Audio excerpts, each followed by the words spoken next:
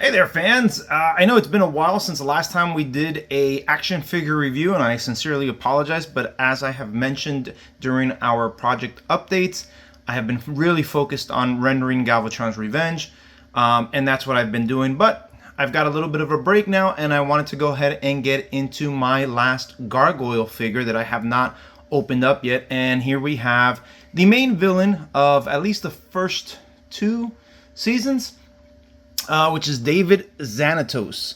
So again, if you guys have not watched the cartoon, the Gargoyles cartoon, I highly recommend it. At least the first two seasons. The third one, we can pretend that didn't exist or was never made. But the first two are definitely captivating. As I've mentioned before in the prior videos, the first couple of episodes will take you some time to get into, but then once it starts rolling, it becomes really good. But anyhow, as you can see here, we've got the packaging from Neca. We've got David Xanatos, and he's got all of the gargoyle pieces as if he's playing chess. I really love that because when you look at the series and you look who the character is, that's exactly what he kind of did throughout all the, both series or both seasons. He definitely played like this mastermind that was just pulling all these different pieces at the same time and utilizing them as if they were pawns in his chess game. So really great piece of artwork here in the front, and you could see him. He's got this thinking type gesture by holding his chin. What move is he gonna do next? But really nice.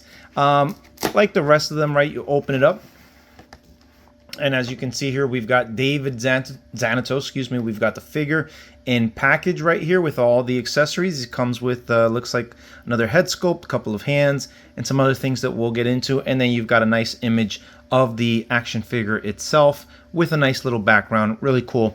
On the side, again, you've got David Xanatos.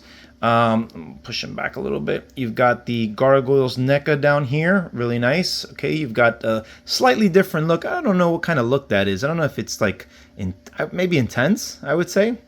And then we go on to the back. You can see here all the different images. We've got, again, he's got the laser blaster in his hand, and you can see here he's got a cool effect. Can't wait to see how that looks. And he's got different poses here, and then you've got all the gargoyles down at the very bottom, and I've got all of these guys, and a lot of these have already been reviewed. And then finally on the other side, again, just the action figure, this time with his regular mischievous look, if you will. And then nothing much at the top, just the Gargoyles and Xanatos name, and then nothing at the bottom. So let's go. Oh, nothing at the bottom. Pardon me. The people who were involved in the sculpting, which I've always mentioned, is really cool. I'm glad that Neca gives these folks their credit. So, but yeah, let's go ahead and open him up and see how he looks. All right, and here we have the figure in hand, David Xanatos. Let me go ahead and flip this on, if possible, without knocking him over. There we go, and we can get him rotating, right? Not a bad-looking figure. Not a whole lot to it, to be honest with you. When you compare it to the other Gargoyles action figures, I mean, it's a human character. I mean, right? He's not the focal point. It's the Gargoyles. Right, all the extra sculpting goes into them to make them look cool. He's got his classic business suit, right? He's got the goatee. He's got the ponytail. I mean, it's classic David Xanatos, exactly the way he looked in the show. So as far as that goes, I mean, it's a good figure, right? Let's take a look at now maybe some of his articulation, right?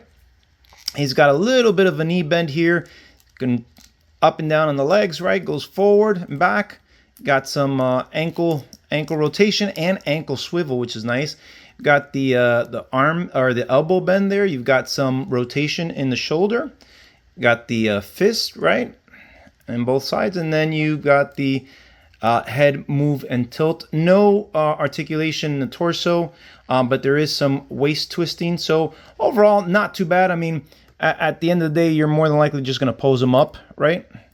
But yeah, so let's go ahead and check out some of the accessories that he came with. I'm actually going to turn this off.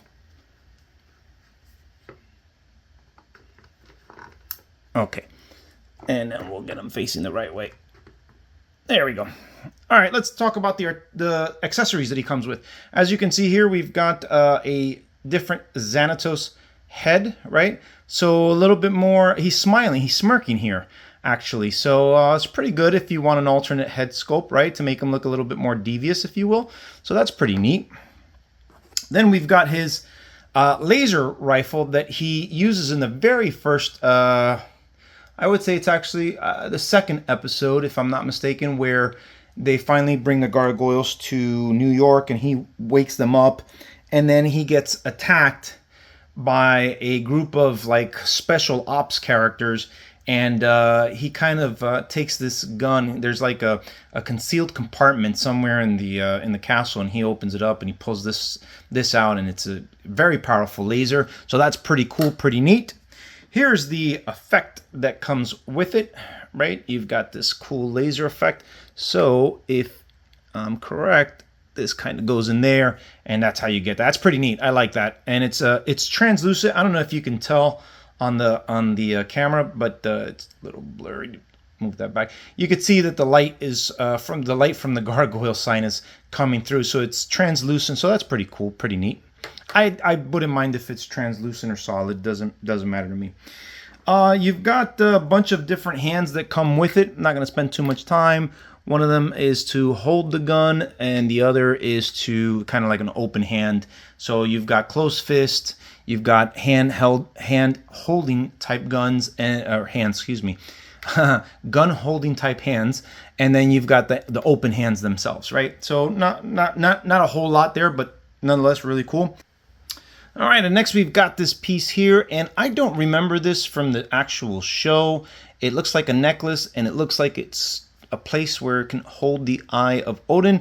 I'm actually rewatching the series now, so I'm sure I'll come across it. This could be the... Oh, you know what? I think this is the gift that he gives Fox from the pack and turns her into a werewolf. This is pretty neat if what I'm thinking is correct. So I'll have to check it out.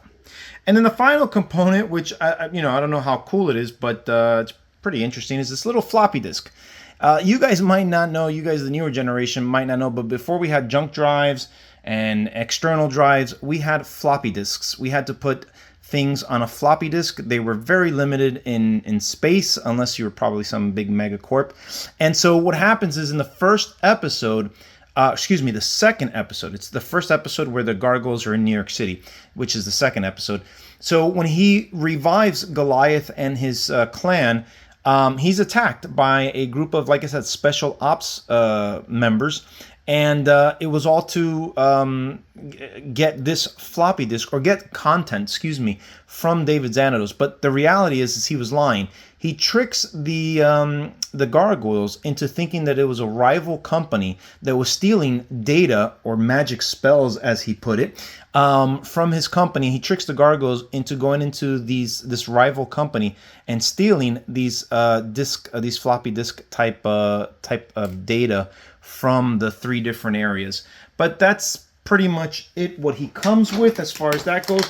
The other thing that he does come with is these closed Demona wings, which I've been dying to get my hands on these, right? Because you guys know, yes, as cool as it is to have the wings open, right, for each of the characters, it does take up a lot of space, as we have shown in prior action figure reviews. So having closed wings is absolutely phenomenal. So let's go ahead and put these on Demona, and let's see how she looks. All right, and here's Demona with her folded wings. I absolutely love it because, again, it takes up a lot less space. I did want to point out that there was a prior action figure of David Xanatos in his Goliath suit, if you will, his Iron Goliath suit. And he comes with an alternative head. Not only does he come with the Goliath head / helmet, right? But we're presuming that the gargoyle-shaped face is a helmet that he puts on, so underneath is his head, kind of like Iron Man, right? Iron Man has his helmet, but inside the helmet is Tony Stark, right? So it's the same thing, right?